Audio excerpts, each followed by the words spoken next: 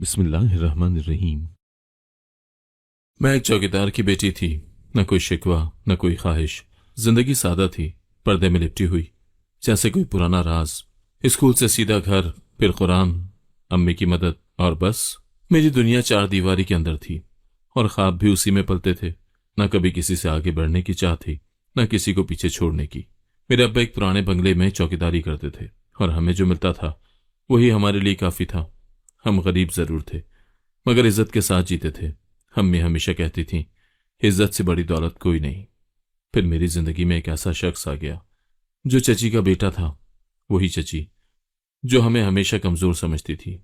मैं जब उनके घर कभी कभी अब्बा के साथ जाती तो निगाहें झुकाए रखती। उनके बड़े से सहन में कदम रखते हुए भी लगता था कि जमीन किसी और की है, सांसें उधार की हैं। मगर वो लड़का मुझे ऐसे देखता था जैसे मेरी चुप में कुछ खास हो। पहले पहल तो मैंने नजरअंदाज किया, फिर आहिस्ता आहिस्ता उसकी नजरें मेरे ख्याल में बसने लगी। मैं डर गई थी, क्योंकि मैं जानती थी कि हमारी दुनिया अलग है। मेरा मकाम वो नहीं था जहां वो खड़ा था। फिर एक दिन चची ने मेरी अम्मी को बुलाया। लहजा वही गुरूर वाला, बात वही जहर में बुझी हुई। अपनी बेटी को समझाओ, हमारे लड़के को अपनी मासूम सूरत दिखाकर पागल मत करे। अम्मी की आंखें भीग गईं। हम तो कभी चाहकर भी सामने ना आए थे। ये सब तो उनका बेटा खुद कर रहा था, लेकिन चची को कहां समझ आना था। उन्हें सिर्फ ये नजर आता था कि एक चौकीदार की बेटी ने उनके महल में कदम रखने की हिम्मत कैसे की। उसके बाद मेरा आना जाना बंद हो गया। अब्बा भी मोहतात हो गए, मगर वो लड़का बाज ना आया। गली में आता, दूर से सलाम करता, कोई मौका मिलता तो खत थमा देता।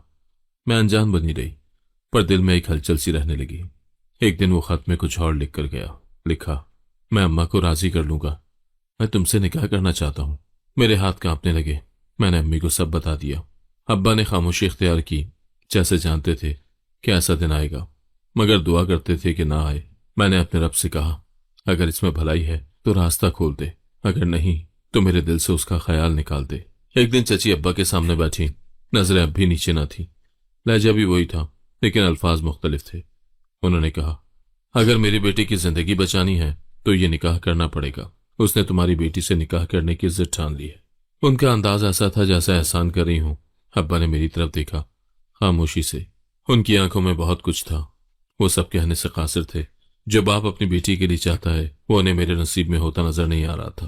अम्मी रो पड़ी, मेरे सर पर हाथ रखा और बोली, शायद नसीब दरवाजा खोल रहा है, बस दुआ करो, इज्जत सलामत रहे। मैंने सर झुका दिया। मैं ना हाँ कह सकती थी ना इनकार। निकाह का दिन आया। मस्जिद में सब जमा थे। दिल में अजीब सा सुकून और बेचैनी इकट्ठी थी। मैंने सफेद जोड़ा पहना जो अम्मी ने किसी जानने वाली से लिया था। कपड़े नए नहीं थे, मगर साफ थे और मेरे दिल की तरह सीधे। मैं काजी के सामने बैठी और उस लम्हे का सोचती रही जब मैं अपनी जिंदगी का सबसे बड़ा फैसला एक लफ्ज से करने वाली थी। काजी ने पूछा, कबूल है? आंखें बंद की और आहिस्ता से जवाब दिया, कबूल है।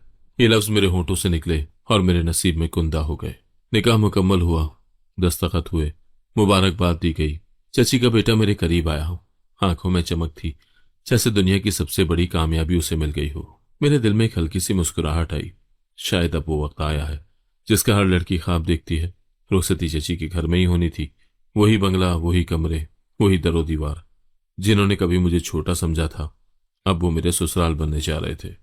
रुखसती के वक्त मेरे बाप ने मेरी पेशानी पर बोसा दिया और सिर्फ इतना कहा, इज्जत बचा लेना बेटी, यही हमारा कुल सरमाया है। मैंने खुद को संभाला, आंखों में आंसू छुपाए और कदम बाहर निकाले। एक नई जिंदगी की तरफ। जब मैं चची के घर पहुंची तो सब कुछ वही था, मगर अब मेरा रिश्ता बदल चुका था। मैं बहू बन चुकी थी। वो लोग जिनकी आंखों में हमेशा नफरत दिखी थी अब खामोश थे। चची का चेहरा सपाट था, जैसे खुशी ना हो लेकिन शिकस्त कबूल कर ली हो। मुझे एक कमरे में ले जाया गया, सादा सा कमरा जिसे दुल्हन के लिए सजाया गया था। कुछ गुलाब के फूल, एक नई चादर और कुछ अजीब सी खामोशी। मैंने सजदा शुक्र अदा किया, दिल से निकला हुआ। शायद मेरी सादगी पर, मेरे सब्र पर अल्लाह ने करम किया है। रात गुजर रही थी। मैं दुआ मांगती रही कि मेरी इज्जत, मेरी सच्चाई कायम रहे। रुखसती के बाद मैं नए कमरे में बैठी थी। सब कुछ खामोश था, जैसे कमरा सांस रोककर किसी तूफान का इंतजार कर रहा हो। हाथों में मेहंदी की महक अभी ताजा थी, मगर दिल बेचैन, बेकरार। न वो आया जिसके लिए ये सब कुछ हुआ, न किसी ने पूछा कि कैसी हो। मैं खामोश बैठी रही, नजरें दरवाजे पर, दिल में दुआ लिए कि सब ठीक हो। फिर एक दरवाजा खुला, मेरी सांसें रुक गईं। मैंने पर्दा हटाया तो सामने एक अजनबी खड़ा था जिसे मैंने कभी नहीं देखा था। न वो मेरा शौहर था, न घर का कोई मर्द। मैं सहम गई। कदम पीछे हटाए, दिल तेज धड़कने लगा। उसने एक नजर मुझ पर डाली और फिर कमरे के अंदर आ गया, जैसे सब उसके लिए मामूल की बात हो। मेरी आवाज हलक में अटक गई। मैं चीख भी न सकी, न कुछ कह सकी। दिल में इतना खौफ भर गया कि लगने लगा कि शायद यही मेरी सजा है, शायद इसी का नाम नसीब है। अचानक बाहर शोर मच गया। चची की आवाज गूंजी, जैसे पहले से तयशुदा ड्रामा शुरू हो गया हो। ये क्या हो रहा है? ये कैसा तमाशा है? वो पूरा घर लेकर कमरे में दाखिल हो गई। उनकी आंखों में गुस्सा नहीं था, बल्कि वो फतह थी जो किसी चालाक शिकारी की आंखों में शिकार फंसने के बाद आती है। सबने मुझे देखा और मैं दुल्हन के रूप में जमीन पर बैठी, आंखों में खौफ और चेहरे पर बेबसी लिए, किसी जवाब के बगैर खड़ी थी। चची ने बुलंद आवाज में ऐलान किया, ये लड़की बदचलन है। रुखसती की पहली रात ही किसी और को कमरे में ले आई। हम अपनी इज्जत को यूं नीलाम नहीं होने देंगे। कोई कुछ ना बोला। सबने यकीन कर लिया, क्योंकि यकीन ना करने के लिए कोई ताकत, कोई आवाज मेरे पास थी ही नहीं। वो लड़का जिसने जिद की थी निकाह के लिए, सबके खिलाफ गया था। वो भी खामोश खड़ा था। उसकी नजरें जमीन पर थी, जैसे उसने खुद को इस सबसे अलग कर लिया हो। मेरे बाप को बुलाया गया।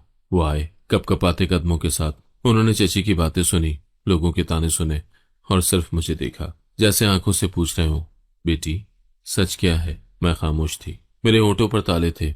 न अपनी सफाई दे सकी, न उनकी इज्जत बचा सकी। वो जमीन पर बैठ गए, हाथ सर पर रख लिए और बस रोने लगे। उसी रात निकाह तोड़ दिया गया। काजी बुलाया गया और फौरन एक फैसला सुना दिया गया। चची ने कहा, हम ऐसे किरदार की लड़की को अपनी बहू नहीं रख सकते। हम अपनी इज्जत का जनाजा नहीं निकालेंगे। मेरे लिए वो रात न सिर्फ एक रिश्ता खत्म होने की रात थी, बल्कि मेरी जात की तौहीन का ऐलान थी। मेरी जबान पर मोहर लगी रही और मेरी इज्जत का जनाजा सरेआम उठा दिया गया। मैं वापस अपने घर आ गई। वही छोटा सा मकान, वही खामोश दरो दीवार। फर्क बस इतना था कि अब मैं बदनाम हो चुकी थी। मोहल्ले की औरतें बातें करने लगी, बच्चों ने रास्ते बदल लिए और लोग मेरी मां को अजीब नजरों से देखने लगे। हम गरीब थे, पर पहले बाइज्जत थे। अब सिर्फ गरीब रह गए थे। इज्जत तो चची की साजिश के नीचे दबकर मर चुकी थी।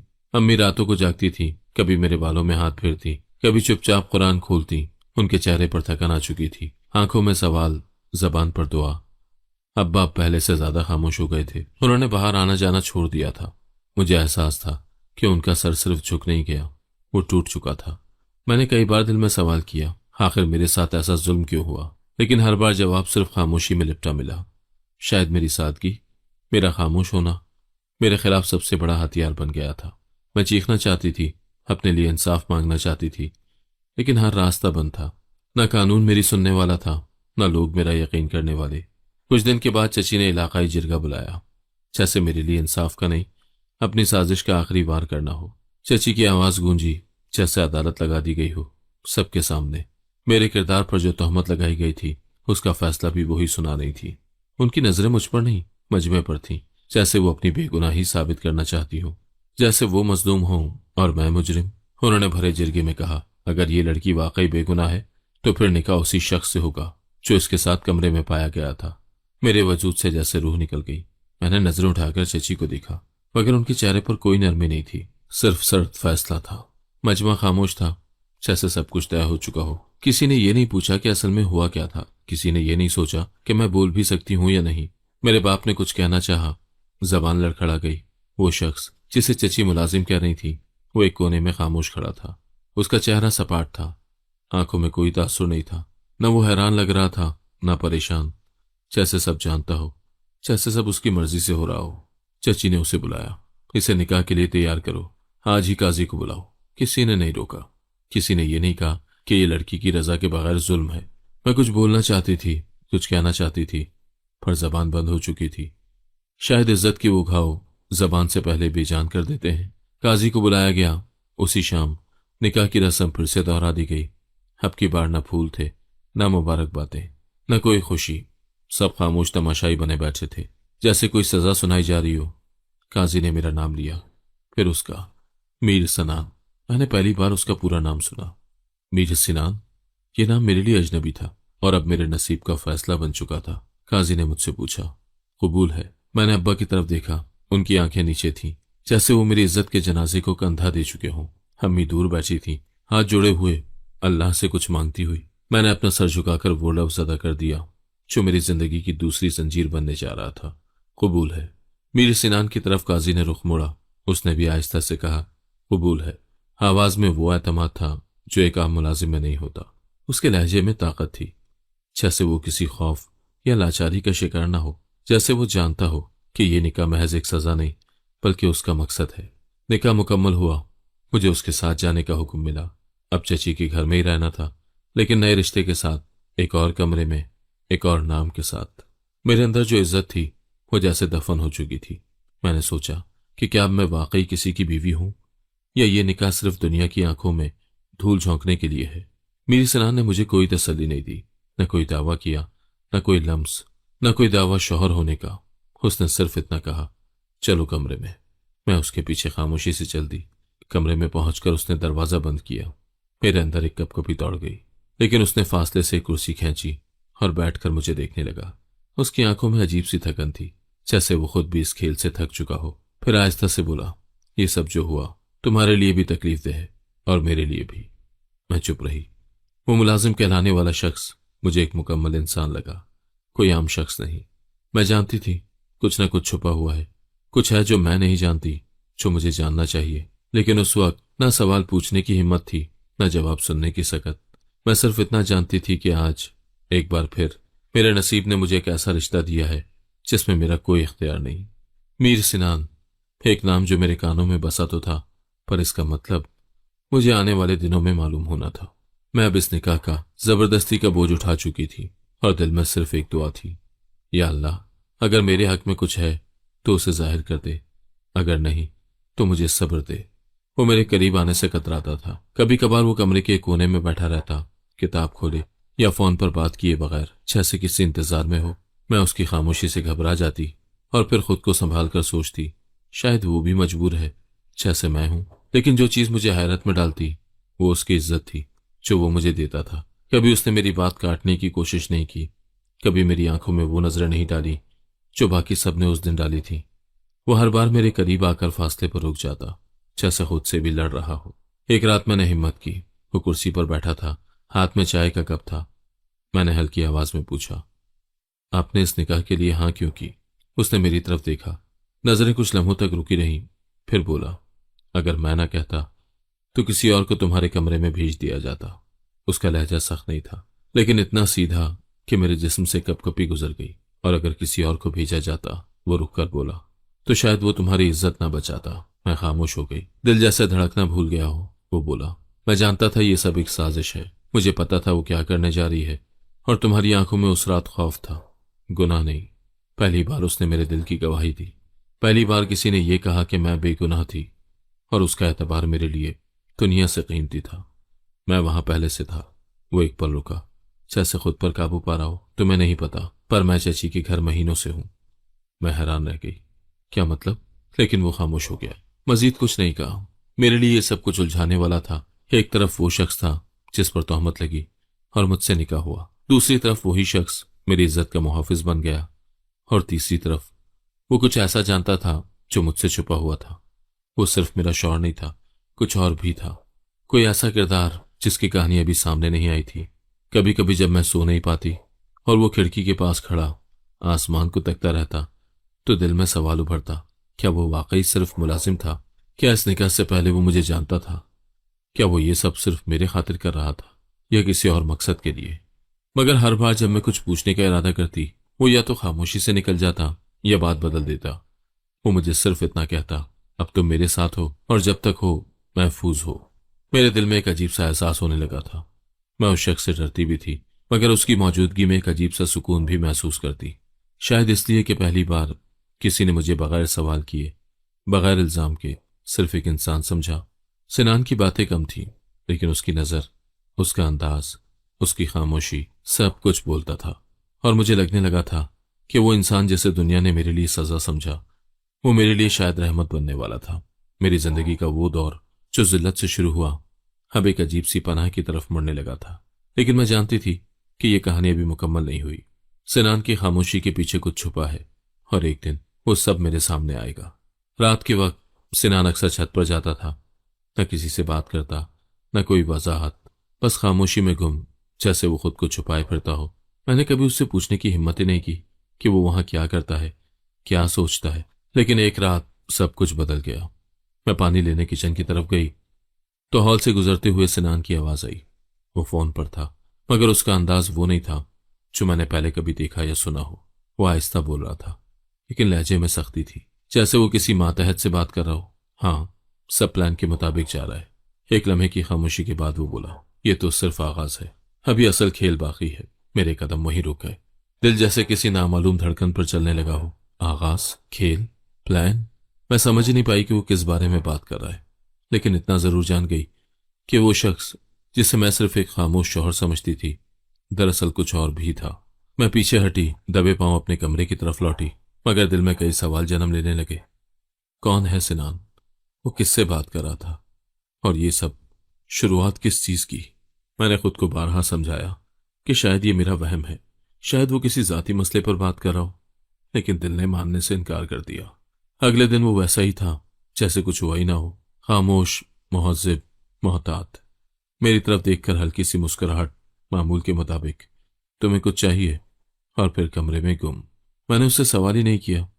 अंदर से दिल चाहता था कि पूछूं, लेकिन फिर वही पुरानी बेबसी, वही खौफ कि अगर कुछ ऐसा मालूम हो गया जो सुनने के काबिल ना हो, तो शायद वो कमजोर सी उम्मीद भी टूट जाए जिस पर मैं अपनी जिंदगी को खड़ा देख रही थी। वक्त गुजरता रहा, लेकिन सिनान की खामोशी अब बेचैनी में बदलने लगी थी। कभी कभी वो फोन पर लंबी बातें करता, और जब मुझे आता देखता तो फौरन कमरा छोड़ देता या फोन बंद कर देता। मैंने सोचा कि शायद वो मुझ पर एतमाद नहीं करता, या शायद वो समझता है कि मैं कुछ जानकर बदल जाऊंगी। मगर मैं जो जानना चाहती थी वो सिनान छुपाना चाहता था। एक दिन मैंने हिम्मत करके कहा, कभी कभी लगता है कि आप कुछ छुपा रहे हैं। सिनान ने मेरी तरफ देखा, वही खामोशी। फिर बोला, हर इंसान की जिंदगी में कुछ हिस्से ऐसे होते हैं जो वक्त आने पर ही जाहिर होते हैं। मैं कुछ नहीं बोली, सिर्फ उसके चेहरे को देखा, जैसे वहां से कोई जवाब पढ़ सकूं। मगर वो चेहरा किसी ऐसे शख्स का था जो बरसों से सच के पीछे छुपा बैठा हो, और अब उसका सामने आना मुहाल हो। एक और दिन जब वो निहायत संजीदगी से किसी फाइल को देख रहा था, तो मेरे दिल में ख्याल आया, क्या वो कोई आम शख्स है? उसका अंदाज, उसकी मौजूदगी, उसकी नजरों की गहराई, सब कुछ आम लोगों जैसा नहीं था। फिर वो लम्हा आया जब मुझे यकीन हो गया कि सिनान कोई आम इंसान नहीं। मैं सहन में कपड़े सुखा रही थी जब दो अजनबी मर्द गेट पर आए। काले लिबास, संजीदा चेहरे और सख्त लहजे में किसी मीर साहब को बुलाने लगे। मैं छिटक गई। मीर साहब? सिनान बाहर आया, उनसे अलग ले जाकर बात की। अल्फाज साफ न थे, मगर अंदाज हुक्म देने वाले थे। जब वो लोग चले गए, सिनान ने मुझे कुछ नहीं कहा। मैंने पूछा, ये लोग कौन थे? वो बोला, कुछ पुराने जानने वाले थे, काम के सिलसिले में आए थे। पर वो जानने वाले नहीं लग रहे थे, वो हुक्म के ताबे लोग लग रहे थे। वो मीर सिनान शायद कुछ और ही था। मेरे अंदर शक नहीं रहा था, बल्कि एक खौफ सा बैठ गया था। लेकिन फिर भी मुझे उससे डर नहीं लगता था, बल्कि अजीब सा एतमाद था कि अगर वो चाहता तो मेरे साथ वैसा सलूक करता जैसा चची ने मेरे साथ किया। मगर उसने मेरी हिफाजत की थी, उसने मुझे इज्जत दी थी। मुझे लगने लगा था कि जो सिनान छुपा रहा है वो सिर्फ मेरे लिए नहीं, शायद खुद उसके लिए भी एक बोझ है। और जिस दिन वो सच सामने आएगा, उस दिन मेरी जिंदगी एक और मोड़ पर पहुंच जाएगी। तब तक मैं सिर्फ इतना जानती थी कि मैं उसके साए में जी रही हूं, और ये साया चाहे जितना भी पुरस्कार हो, मुझे अंधेरे से बचा रहा था। सिनान के चेहरे पर वो सुकून था जो तूफान से पहले हवा में महसूस होता है। उस दिन मैंने सिनान को पहली बार किसी और रूप में देखा। वो अपने किसी आदमी से सख्त लहजे में बात कर रहा था। आवाज बुलंद नहीं थी, मगर लहजा हुक्म वाला था, अल्फाज कम, इशारे ज्यादा। जब वो मुड़ा, उसके चेहरे पर वो शख्सी तासुर था जो किसी आम इंसान में नहीं होता, जैसे वो किसी बड़े फैसले का इख्तियार रखता हो। उस रात जब हम घर पहुंचे तो वो मुझे एक नई जगह ले गया, एक आलीशान महल जैसा घर। दरवाजे से दाखिल होते ही लग रहा था जैसे कोई फिल्मी दुनिया में कदम रख दिया हो। ऊंची छतें, कीमती फर्नीचर और वो माहौल जो सिर्फ ख्वाबों में देखा जाता है। मैं हैरान थी। मैंने पूछा, ये जगह किसकी है? सिनान ने एक पल के लिए मुझे देखा, फिर बोला, ये तुम्हारा है, अब तुम यहाँ की रानी हो। मेरी सांस रुक गई। मैंने वो सब सोचा भी ना था जो मेरी आंखों के सामने था। मैंने कहा, पर तुम तो मुलाजिम थे। वो मुस्कुराया। पहली बार उसके चेहरे पर वो मुस्कुराहट आई जो ताकत से भरपूर हो। नहीं, मैं मुलाजिम नहीं था, मैं मीर सिनान हूं, अंडरवर्ल्ड का वो नाम जिसका नाम सुनकर शहर की बड़ी बड़ी गर्दनें झुक जाती हैं। मेरे वजूद में सन्नाटा छा गया। मैं जैसे कोई ख्वाब देख रही थी, मीर सिनान, अंडरवर्ल्ड? वो शख्स जिसे मैं खामोश शोहर समझती रही, वो एक ऐसी दुनिया का बादशाह था जिसके बारे में सिर्फ फिल्मों में सुना था। मैंने कहा, ये सब क्या है, क्यों?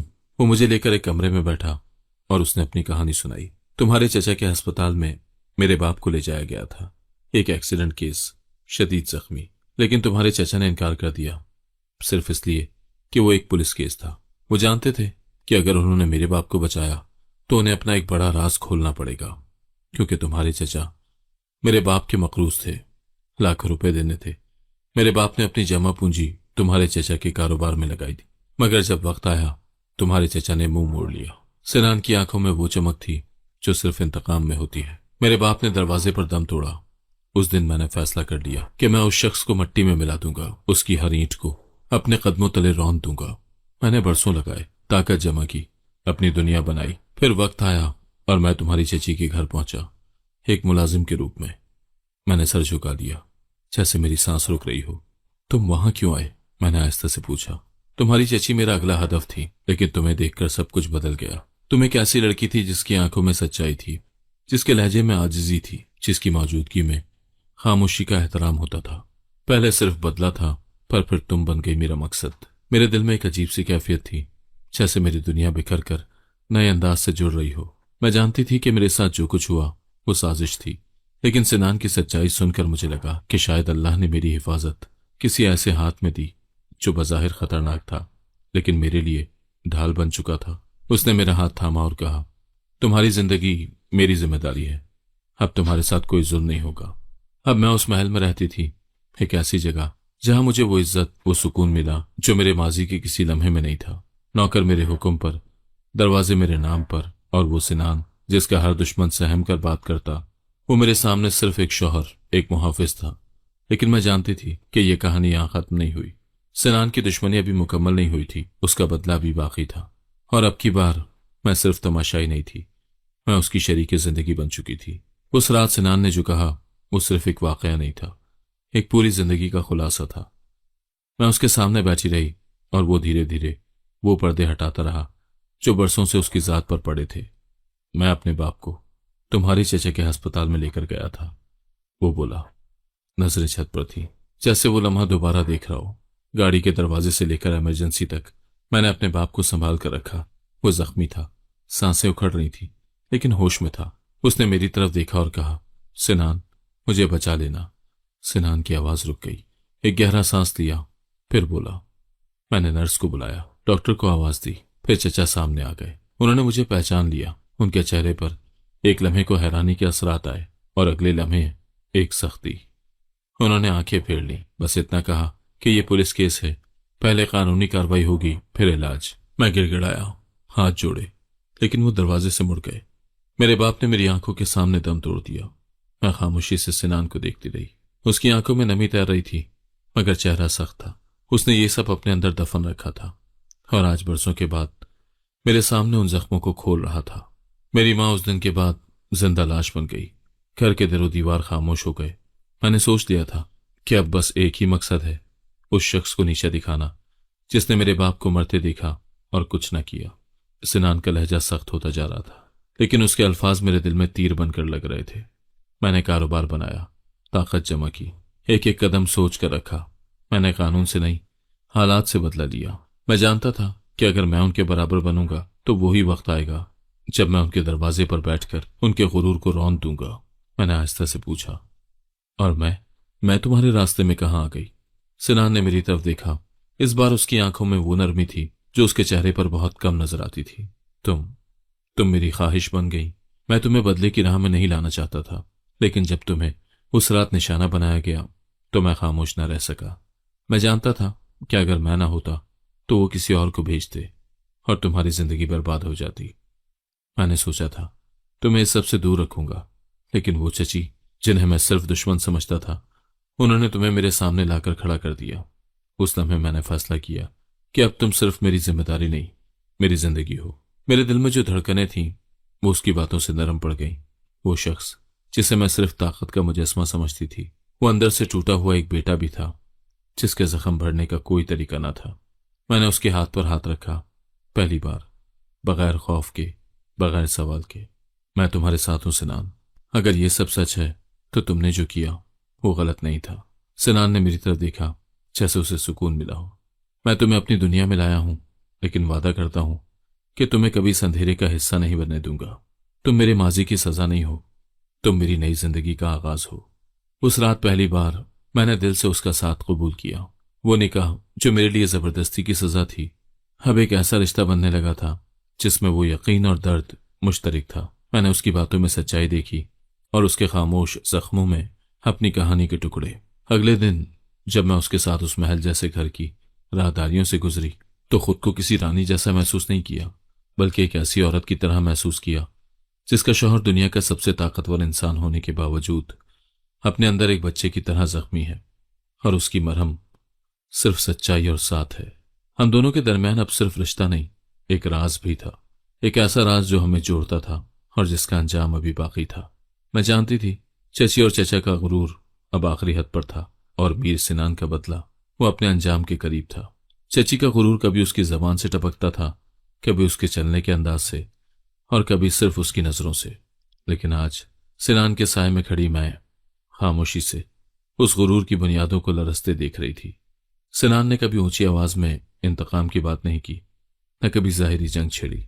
उसका बदला ठंडा था, हिसाबी, और ऐसा कि सामने वाला तब समझे जब सब कुछ हाथों से जा चुका हो। सबसे पहले चची के कारोबार पर वार किया गया। वो बुटीक जो उन्होंने बरसों में बनाया था, वो दुकानें जिन पर उनका नाम था, एक एक करके सब सिनान की बनाई हुई कंपनी के तहत आ गई थी। सिनान ने कानूनी कागजी कार्रवाई के जरिए उनके बिजनेस पार्टनर्स को खरीदा, उनके कर्जे खरीदे, और एक दिन चची के दफ्तर में एक नोटिस पहुंचा। ये तमाम असासे मीर इंटरनेशनल के तहत आ चुके हैं। चची का चेहरा उस दिन सफेद हो गया था। वो जो हर वक्त सोने के जेवरात से लदी रहती थी, आज एक खाली फाइल लिए अपनी ही कुर्सी पर बैठी रह गई। उसके गुरूर का पहला पत्थर वहीं गिर चुका था, लेकिन सिनान रुका नहीं। अगला निशाना वो बंगला था जिसे वो अपनी शान समझती थी, वही घर जिसके दरवाजे पर मेरे बाप को नीचा दिखाया गया था, जहां मेरे किरदार पर इल्जाम लगाकर मेरी इज्जत को रौंद डाला गया था। सिनान ने उस बंगले की पुरानी मलकियत निकलवाई जिस पर एक वक्त में उसके बाप का जुज़वी हक था, और उस हक को बुनियाद बनाकर एक कानूनी जंग छेड़ दी। चची ने जब ये सुना तो उन्होंने अदालत के दरवाजे बजाए, पर सिनान ने वहां भी रास्ता पहले ही साफ कर लिया था। हर दस्तावेज, हर गवाही उसी के हक में थी। चंद हफ्तों में वो फैसला आ गया जिसने चची के कदमों तले से जमीन खींच ली। बंगला जिसे वो अपनी सल्तनत कहती थी, सिनान के नाम हो चुका था। मैंने चची को पहली बार उस दिन खामोश देखा जब वो छोटे से बैग के साथ उस बंगले के दरवाजे से बाहर निकली। न गाड़ी, न नौकर, न शान, न शौकत, बस एक शिकस्ता औरत जिसे उसके अपने गुरूर ने सड़क पर ला खड़ा किया था। उस दिन मैं अंदर से टूट भी गई और एक नई तरह से जुड़ भी गई। मुझे याद था वो लम्हा जब मुझे कमरे में कैद करके इल्जाम लगाया गया था, जब चची ने सबके सामने मेरी इज्जत पर उंगली उठाई थी। आज उसी औरत को जमाने की नजरें खा रही थी। वक्त बदलता है, और जब अल्लाह की पकड़ आती है तो वो ऐसी होती है कि इंसान के पास ना जबान बचती है, ना जमीन। चची का बेटा, वही जो कभी मुझसे मोहब्बत के दावे करता था, अब अपनी मां के लिए कुछ कर भी नहीं सकता था। सिनान ने उसे कारोबार से अलग रखा और उसके लिए भी जिंदगी इतनी आसान ना छोड़ी। वो सिनान के सामने एक बेबस इंसान बनकर रह गया था। न मां का साथ दे सका, न मेरे लिए कुछ कर पाया। चची ने कुछ दिन एक पुराने रिश्तेदार के घर गुजारे, फिर एक छोटे से फ्लैट में मुंतकिल हो गई।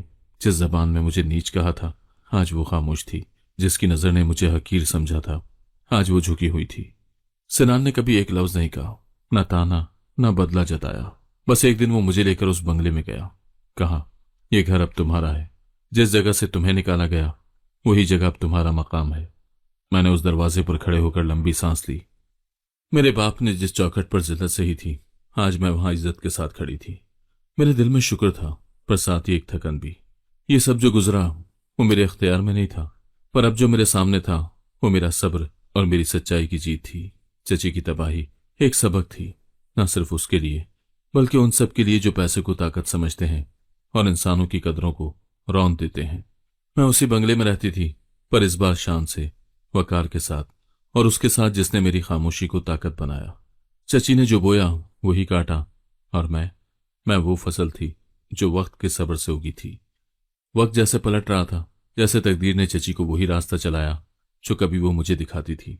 उस बंगले से बेदखल होने के बाद उन्होंने अपने बेटे की शादी की, शायद इस उम्मीद पर कि नई बहू आएगी तो हालात संभल जाएंगे, घर का निजाम बेहतर होगा और वो दोबारा वैसी ही जिंदगी जिएंगी जैसी पहले थी।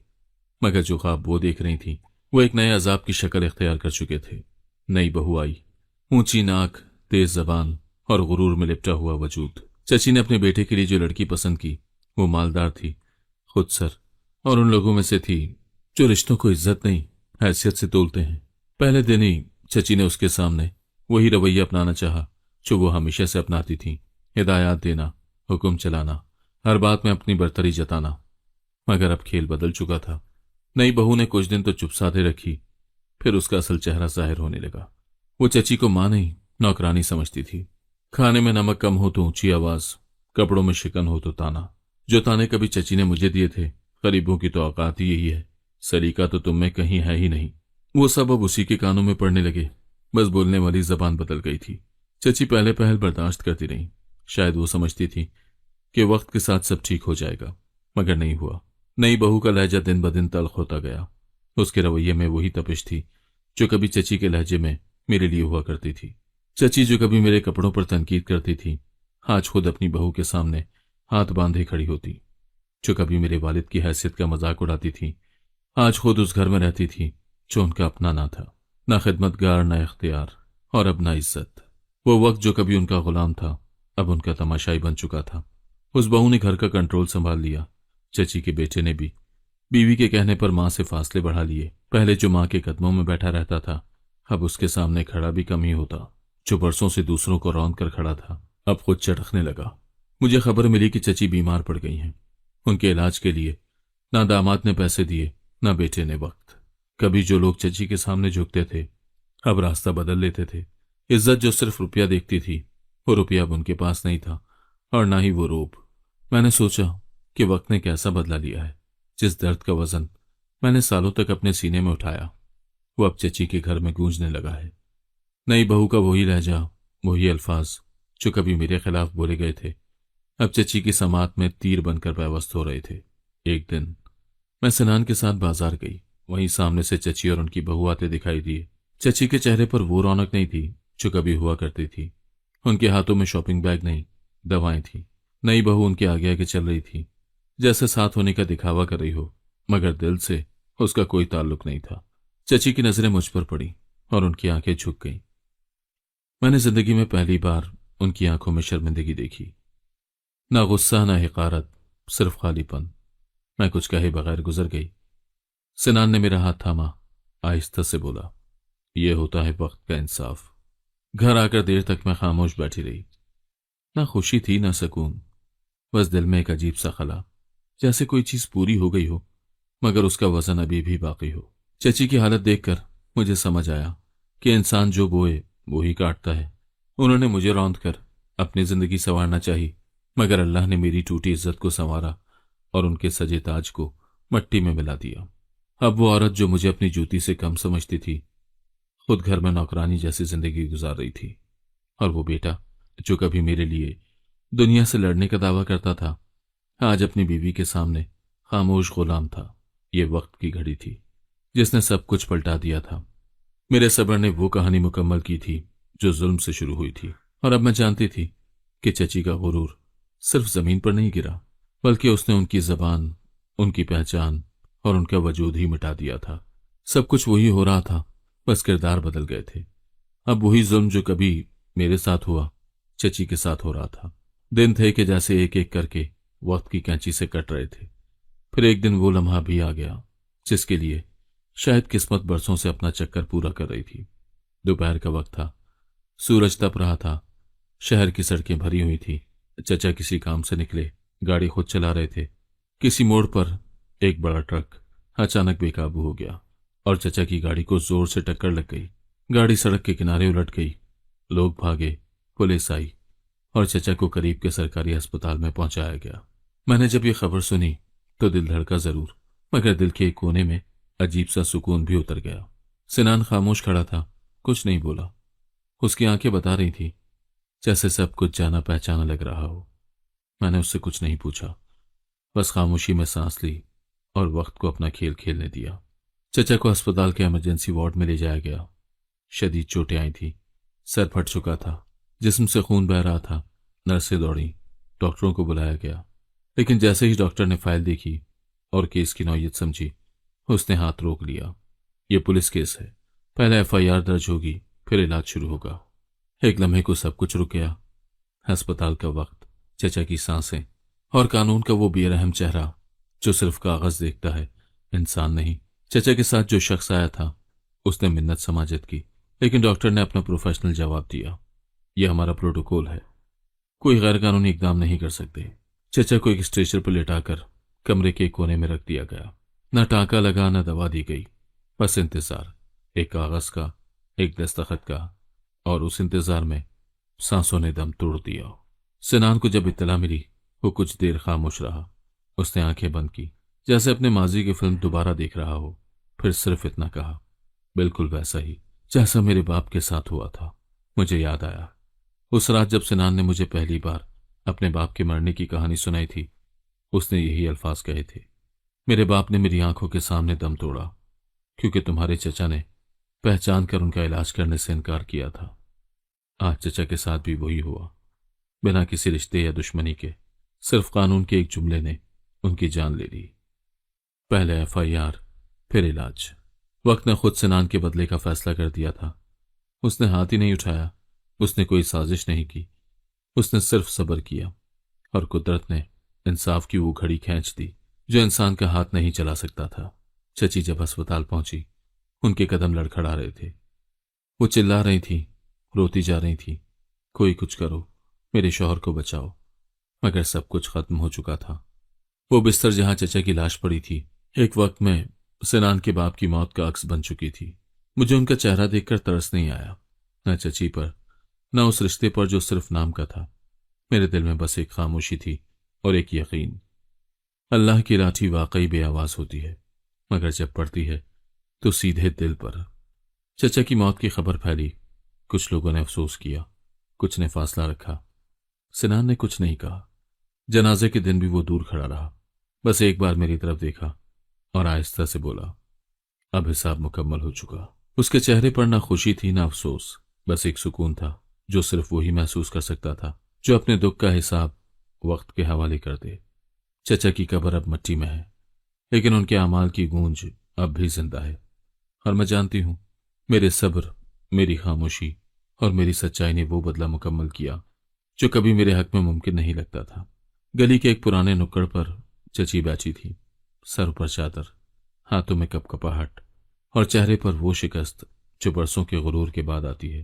वो रोती जा रही थी, खुद से बातें कर रही थी और बार बार एक ही जुमला दोहरा रही थी। जिस लड़की को बदचलन कहा था, वही आज मेरी बद्दुआ बन गई।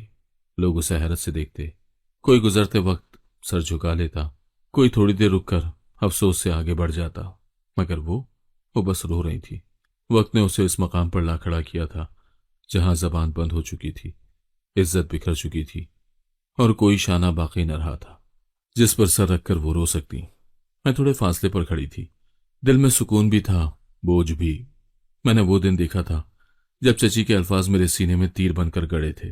मैंने वो रात देखी थी जब मेरी इज्जत को साजिश का निशाना बनाया गया और मुझे जिंदगी के सबसे बड़े जख्म के साथ रुखसत किया गया था। और आज मैंने वो दिन भी देख लिया था जब वही चची सड़क के किनारे बैठकर अपनी किस्मत पर नोहा कुना थी। मेरी सिनान खामोश मेरे साथ खड़ा था, उसकी आंखों में वो सुकून था जो एक तवील जंग के बाद आता है। उसने मेरी तरफ देखा और आहिस्ता से कहा, बदला मुकम्मल हो गया, अब तुम्हारी मर्जी, माफ करो या छोड़ दो। मैंने एक लम्हे को चची को देखा, उनके झुके सर को, उनके कपकपाते हाथों को, और फिर अपनी जिंदगी के उन लम्हों को याद किया जब मैं मुकम्मल टूट चुकी थी। फिर आहिस्ता से सर झुकाया और कहा, जिस दिन तुमसे मेरा निकाह हुआ वहीं से इंसाफ शुरू हो चुका था, आज इख्तिताम भी देख लिया, बस अब सुकून चाहिए। सिनान ने मेरा हाथ थामा। उसने वो सब कुछ छोड़ दिया था जिससे उसकी दुनिया जुड़ी हुई थी। कत्ल, असलहा, ताकत, खौफ, सब कुछ पीछे रह गया था मेरी वजह से, क्योंकि उसने कहा था कि अगर तुम मेरी इबादत हो तो मैं वो सब छोड़ दूंगा जो तुम्हें मुझसे दूर करे। आज वो 5 वक्त का नमाजी था, अपने दिन का आगाज तिलावत से करता, मस्जिद जाता और रात को मेरे साथ बच्चों को सोने से पहले दुआएं सिखाता। वो शख्स जो दुनिया को लर्जाता था, आज मेरे बच्चों के लिए वो शफकत था जिसे बाप कहलाने का हक है। मेरे पास सुकून था, इज्जत थी और वो खामोशी जिसमें शुक्र छुपा था।